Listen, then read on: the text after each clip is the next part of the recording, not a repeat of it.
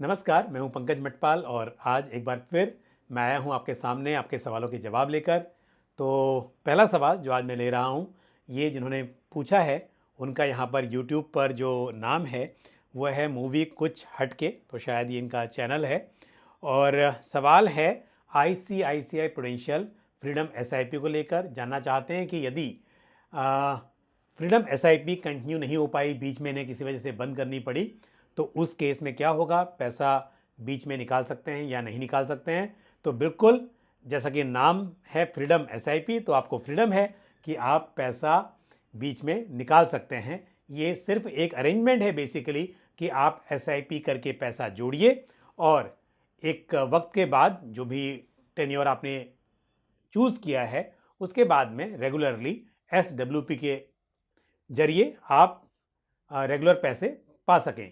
लेकिन यदि आप बीच में बंद करना चाहते हैं, आप नहीं चाहते हैं कि एसडब्ल्यूपी आप करें, तो आप कभी भी अपने पैसे विड्रॉ कर सकते हैं, यानी कि यूनिट्स को रिडीम कर सकते हैं।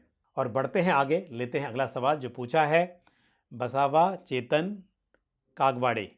शायद मैं आपका नाम सही प्रोनाउंस कर रहा हूँ, यदि नहीं तो माफ़ी चाहूँगा।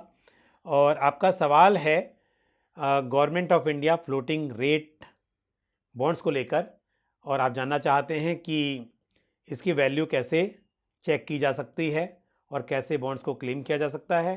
तो यहाँ पर इन बॉन्ड्स में क्यूमुलेटिव इंटरेस्ट का ऑप्शन नहीं है, तो इसकी फेस वैल्यू 1000 रुपीज़ की है। तो 1000 रुपीज़ का मतलब है कि 1000 रुपीज़ का ही बॉन्ड है, ये नॉन ट्रेडेबल हैं, तो इसकी वैल्यू चेंज नहीं होती है। इंटरेस्ट जो है वो आपको टाइम टाइम पर आपके अकाउंट में मिल रहा होगा, और जब ये बॉन्ड्स मैच्योर होंगे उस वक्त पर आपको 1000 रुपीज़ पर बॉन्ड, जैसा मैंने कहा, जो इसकी वैल्यू है उसके हिसाब से आपको पेमेंट मिल जाएगा। और क्योंकि इन्हें गवर्नमेंट ऑफ इंडिया के बिहाफ पर आरबीआई जारी करता है, तो यहाँ पर कोई क्रेडिट रिस्क नहीं है, तो इसकी जो फेस वैल्यू है वही इसकी आज वैल्यू है। और अगला सवाल जो मैं ले रहा हूँ ये पूछा है हुमाई शेठना जी ने, और इनका सवाल है यूटीआई चिल्ड्रंस स्कीम, यानी कि आप यूटीआई चिल्ड्रंस करियर फंड की बात कर रही हैं। और सवाल ये है कि बच्चे ट्रेसेबल नहीं हैं और यूटीआई हेल्प नहीं कर रही है कि पैसे कैसे विड्रॉ किए जाएं। तो मैं आपको बता दूं कि ऐसे केसेस में जब जो बेनिफिशरी है वो ट्रेसेबल नहीं है, तो आपको कोर्ट से ऑर्डर लाना होगा। यदि बेनिफिशरी की डेथ हो जाती है तो उस केस में तो डेथ सर्टिफिकेट से काम चल जाता है। और यदि जो बेनिफिशरी है वो ट्रेसेबल नहीं है तो इस केस में कोर्ट का ऑर्डर इंपॉर्टेंट हो जाता है। बढ़ते हैं आगे, लेते हैं अगला सवाल जो पूछा है अमित दवे ने। अमित दवे का सवाल ये है कि पोर्टफोलियो बैलेंसिंग के लिए गोल्ड ईटीएफ में इन्वेस्टमेंट कैसा रहेगा। तो बिल्कुल असेट एलोकेशन बहुत ही इंपॉर्टेंट है हर इन्वेस्टर को अपने पोर्टफोलियो में। इक्विटी, डेट, गोल्ड, सिल्वर, इस तरह से मल्टीपल असेट क्लासेस रखने चाहिए। और इस वक्त पर गोल्ड का आउटलुक पॉजिटिव है। 2023 की अगर बात करें तो गोल्ड में अट्रैक्टिव रिटर्न्स मिलने की उम्मीद की जा सकती है। ऑलरेडी गोल्ड के प्राइस काफ़ी बढ़ गए हैं और भी रेट यहाँ से बढ़ने की उम्मीद दिखाई दे रही है। तो ऐसे में यदि आप गोल्ड ईटीएफ में इन्वेस्टमेंट करते हैं तो मेरे हिसाब से ये सही रहेगा। अगला सवाल मैं ले रहा हूँ जो पूछा है वीरू जैन ने। और वीरू जैन जानना चाहते हैं कि उन्हें किन हाइब्रिड स्कीम्स में इन्वेस्ट करना चाहिए ताकि वो वहाँ से मंथली इनकम ले सकें। तो वीरू जी, हाइब्रिड फंड का मतलब होता है कि जहाँ पर इक्विटी और डेट या फिर इक्विटी, डेट, गोल्ड, यानी कि एक से ज़्यादा असेट क्लासेस में इन्वेस्टमेंट हो। तो क्योंकि आप रेगुलर इनकम पाना चाहते हैं तो मेरे हिसाब से आप बैलेंस एडवांटेज फंड यानी कि डायनेमिक एसेट एलोकेशन फंड में इन्वेस्ट कर सकते हैं। ये एक ऐसी कैटेगरी है जहां पर इन्वेस्टमेंट इक्विटी और डेट दोनों ही एसेट क्लासेस में होता है, और इक्विटी और डेट का जो एलोकेशन होता है वो समय समय पर बदलता रहता है समय के अनुसार। तो इसमें ICICI prudential balance advantage fund मेरे हिसाब से एक अच्छी चॉइस है। उसके अलावा ऐसी स्कीम्स जहां पर मिनिमम इक्विटी एलोकेशन 65% होता है, वो कैटेगरी भी कंसिडर की जा सकती है।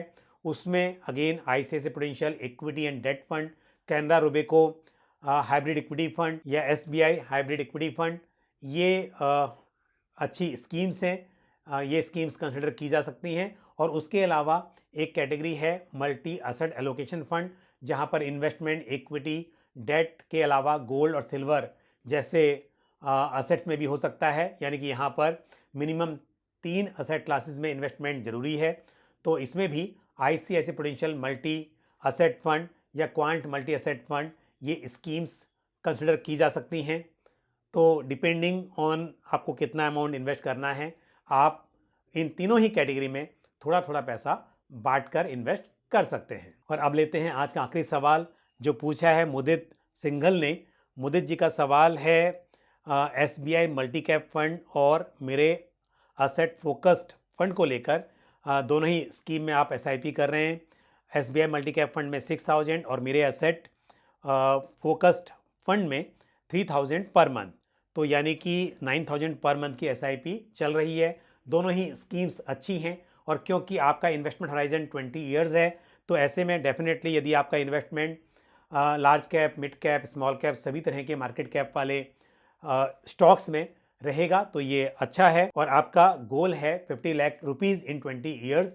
हालांकि म्यूचुअल फंड्स में रिटर्न्स गारंटीड नहीं होते हैं, लेकिन यदि हम 12% का कंपाउंडेड एनुअल ग्रोथ यहाँ पर एज्यूम करें तो 9000 पर मंथ के हिसाब से 20 साल में करीब 83 लाख रुपीज़ इकट्ठा हो सकते हैं। लेकिन इन्फ्लेशन की वजह से क्योंकि पैसे की वैल्यू काफ़ी कम हो जाती है, तो मेरा सजेशन आपको है कि आप साल दर साल अपने इन्वेस्टमेंट को बढ़ाते रहें। और यदि हम यहाँ पर 10% का स्टेप अप लेकर चले, यानी कि हर साल आपका जो इन्वेस्टमेंट है वो 10% से बढ़ता रहेगा, तो 20 साल के बाद आपके पास 83 लाख रुपीज़ नहीं बल्कि करीब करीब 1,68 लाख रुपीज़ इकट्ठा हो सकते हैं। तो आप बेशक अभी 9000 पर मंथ की SIP कर रहे हैं, लेकिन हर साल इस अमाउंट को बढ़ाते रहिए। तो आज के लिए बस इतना ही। जिन सवालों के मैंने उत्तर दिए मुझे उम्मीद है कि वो आपको ठीक से समझ में आए होंगे, ये जानकारी आपको पसंद आई होगी। वीडियो को लाइक करना और शेयर करना ना भूलें। और आपका कोई भी सवाल या सुझाव हो तो आप कमेंट बॉक्स में पोस्ट कर सकते हैं। आज के लिए बस इतना ही। मुझे दीजिए इजाज़त। अगले वीडियो में फिर आपसे मुलाकात होगी। Thank you. जय हिंद। म्यूचुअल फंड निवेश बाजार जोखिमों के अधीन है। योजना से संबंधित सभी दस्तावेजों को ध्यान से पढ़ें।